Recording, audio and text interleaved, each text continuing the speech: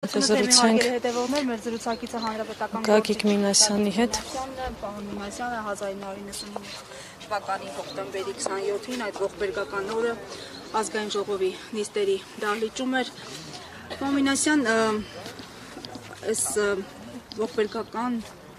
դեպքը ահաբեկչությունը ում էր ուղված պետականությանը, պետությանը, մեր ապագային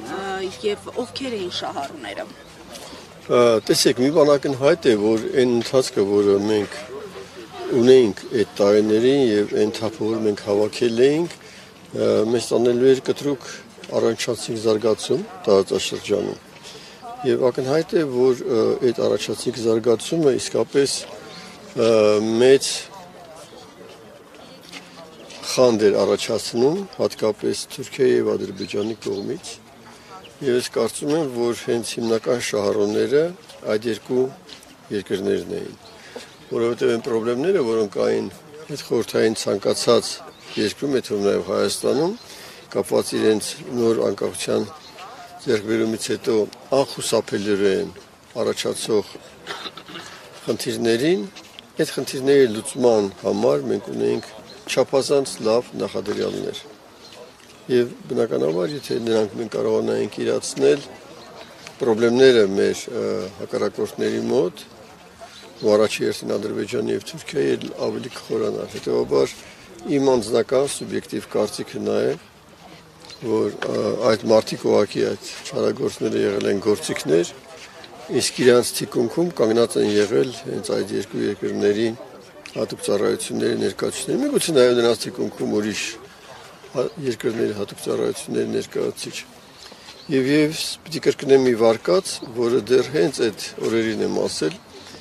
իմ կարծիքով այս չարագործները ուղղակի կոնտակտ իրենց տերերի հետ չեն ունեցել։ Այդ ամեն ինչը իրենց վրա ազդեցության տարբեր ձևերով, ներգործության տարբեր ձևերով տեղի ունեցել եւ իրենք նույնիսկ չեն հասկացել,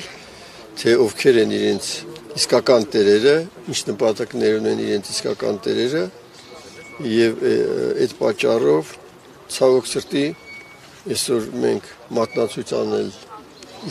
իսկական տերերին, իսկական շահառուներին կարծում եմ չեն կարող։ Պարոն Մինասյան, հենց այսօր էլ եւ այս ընթացքում, այս տարիների ընթացքում բազմաթիվ այսպես անուններ են շահարկվել, հենց այստեղ էլ այսօր հիշատակվեցին ինչ-որ անուններ, որոնց օրինակ Անդրանիկ Քոչարյանը ցանկանում է նորից հարցաքննել, նրանց խոսեցնել դերակատարության մասին եւ այլն։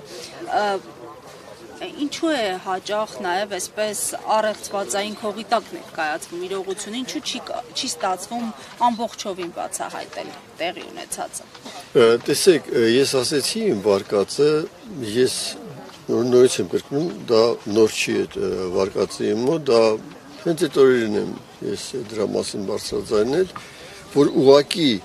խոսակցություն, կոնտակտ, պայմանավորվածություն։ Հենց այդ պատճառով չի ստացվում։ Ես կարծում եմ, այո, նույնիսկ եթե ասենք թե փորձ ինձ թվում է, որտեղ այս տարիների ընթացքում բազմաթիվ քաղաքական ուժերի ներկայացուցիչներ եկան իշխանության,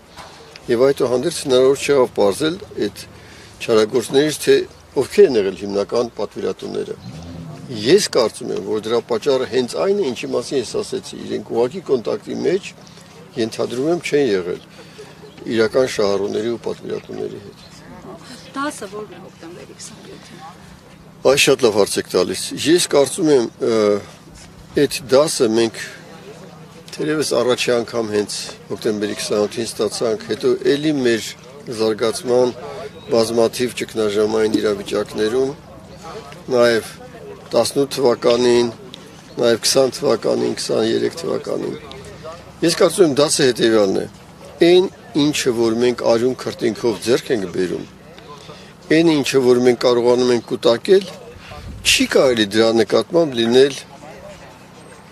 անուշադիր, չի կարելի չդողալ այդ կուտակվածի վրա, որովհետև մենք միայնակ չենք ապրում այս մոլորակի վրա, կան հակառակորդ ուժեր, որոնք այդ մեր անուշադրությունից դեպի մեր ձեռքբերումները կարողանում են օգտվել եւ փլուզել այն ամեն ինչ, ինչ որ մենք արյուն քրտինքով մեծ ջանքերի գնով, սխալվելով, ճիշտ քայլանելով ձեռք ենք բերում։ Այ հիմնական ես կարծում եմ դա պետք է լինի։ Այն ինչին որ մենք արդեն հասել ենք, պետք է փայփայենք, պետք է խնամենք եւ թույլ չտանք, որ ինչ որ անարժան մարդիկ գան, անարժան ամենաիսկական իմաստով եւ կործանեն այն ամեն ինչը, ինչ որ մեր պետությունը, մեր ժողովուրդը ձեռք է բերել։ Շնորհակալություն։ Ես ինչ եմ դուք ակի այդ արտասանում։